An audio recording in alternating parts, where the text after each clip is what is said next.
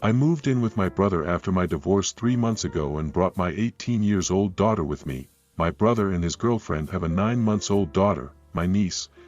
This happened this past Friday. My brother's girlfriend was on a shift, she's a nurse, and my brother was in a WFH meeting. I was out of the house for hours. He was watching the baby via nanny cam and apparently, she needed a diaper change, but he was so busy. He texted my daughter asking if she'd go in and quickly change her cousin's diaper, but she refused. She told me that she had her reasons. 1. She doesn't feel comfortable around babies, and 2. She was already late for her friend's birthday party. Her other friend and brother were waiting on her outside. My brother insisted, but she refused, which made him cut the meeting and getting kicked out of it. My daughter was out of the house at that point. I got home and there was a huge argument. I found my brother berating my daughter for not helping with her baby cousin and doing him this small one-time favor. Now he got kicked out of his meeting. My daughter was crying, so I told my brother off and said that his daughter is his and his girlfriend's responsibility and he shouldn't rely on my daughter for her care. He explained how it was just a one-time favor and how he's been very supportive of us since I divorced my ex, but I told him that it's not an excuse to force my daughter to do what she didn't feel comfortable with. His girlfriend got involved and called me an ungrateful asshole and told us we have 2 weeks to move out. I tried to speak to my brother about his girlfriend's decision, but he shut me off, saying I was in the wrong for telling him off instead of holding my daughter accountable for her lack of support. I have a 17-year-old daughter, Cass, and an 8-year-old son, Mark. Cass is with my ex-wife and Mark is with my wife. Cass lives with my ex and is long distance. Ex moved, and I only see her once every other month. Mark lives with me and my wife full-time.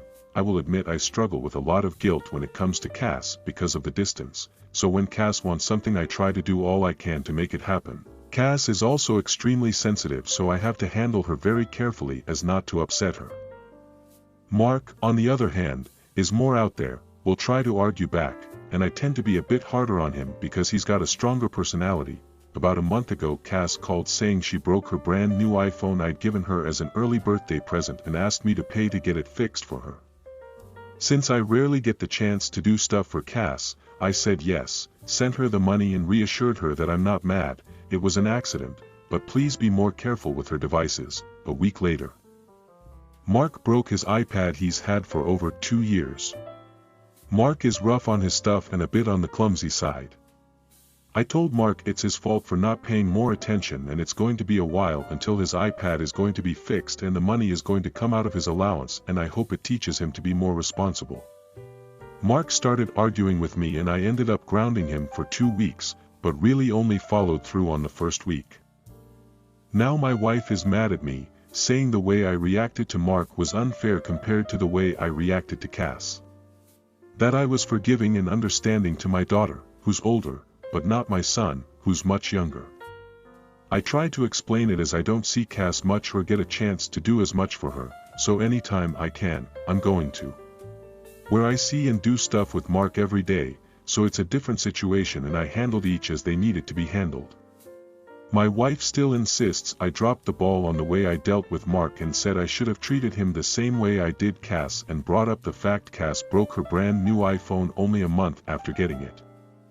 While Mark had his iPad over 2 years before anything went wrong. Told to add this, Cass' phone was broken when she asked her friend to toss it to her and she accidentally dropped her phone while trying to catch it. Mark wore out the charge port on his iPad, possibly due to mishandling it. Mark also has motor skill delays. Flight between 2 major European cities, flight cost about €60. Flight time 1.5 hours. Me, I am 5 feet 10 inches and I check into my flight the night before. I wanted a window seat, so I chose window seat. It was not extra, but I had seen that the cost for extended legroom was about €20. This was a larger plane, so each side of the aisle had 3 seats, so window, middle and aisle. I didn't feel the need to get more space because I intended to sleep and it's general sufficient space. After takeoff, the person in front reclines their seat. No problem, I recline my seat, but the guy in the aisle behind, but in the middle stops me. tells me that he is too big and the chair reclines into his legs. This man seated in the middle is extraordinarily tall, and seated in the middle, so his knees extend into the space of both the aisle and window seats. People on both sides of him now have their space invaded by his limps, and the entire row in front of him can't recline their seats, despite the aisle in front reclining and invading their space. A total of 5 people around him have minor inconveniences because of his height. I say, yeah, no problem, I won't recline my seat, but next time you can choose a different seat as to not inconvenience 5 other people. He explains that normally the attendants give him an aisle seat or upgrade him, but they couldn't this time. I respond that it isn't the airline's responsibility to give him a seat, and if he knows he doesn't fit in a middle seat he could have chosen an aisle, as there was no charge to choose an aisle seat. I had seen the option the night before, or he could have upgraded for extended legroom seating for an extra €20. He says he didn't have the €20 to spend, mind you he is flying to one of the most expensive cities in the world. I said choosing an aisle option is free, to which he says he didn't have that choice and that I am being selfish. I respond by saying, I'm not being selfish, I'm fine with having less space so you can be more comfortable, but pointing out that you're the selfish one for not taking responsibility for other space and depending on flight attendants to put you in better seats. He thanks me for my opinion sarcastically, and I sarcastically reply that I'm just looking out for his best interests. We exchange fake smiles. Honestly, what bothered me was the rent-seeking behavior and the principle of it. Am I the asshole? Both me and my husband work from home. He works in the basement and I work in an upstairs converted office. I also have a daughter from a previous relationship who lives with us full-time. Anyways, last Thursday, my husband told me that his brother's wife, and nephews would be coming over on what is now today. I immediately told him hell no, as today was my biggest annual meeting with one of our biggest clients, who is a local chain of retailers. I am the associate director of the partnership between our companies and so I would have to help give a presentation. However, he kept telling me that they had just told him they were coming over. I finally relented but told him that the kids would need to be quiet and could not be upstairs. Anyways, today swings around and I go to get ready. My daughter locks her room so that the kids can't get in. Inside, she has a gaming setup worth over $2,000 of gifts and stuff she has saved up from waitresses. I also locked my doors after I got my lunch. At about 1, they arrived over. I was in the middle of my meeting at this point.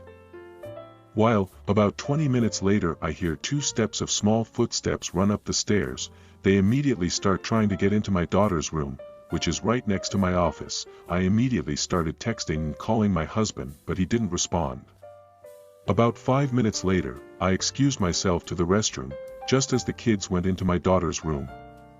I kicked them downstairs and told them not to come back. A little later, after I got back to my meeting I could hear the kids screaming from downstairs. Again, I text my husband and nothing happens. It stayed that way until 4:45 when my meeting was finished. I then went down to my husband's office and just let loose. Among other things I called him a little pu. I then grabbed my daughter and took her to my parents' house where I will be staying the night. I honestly feel if I am on the edge of divorce. This post may be a mess because I am still worked up.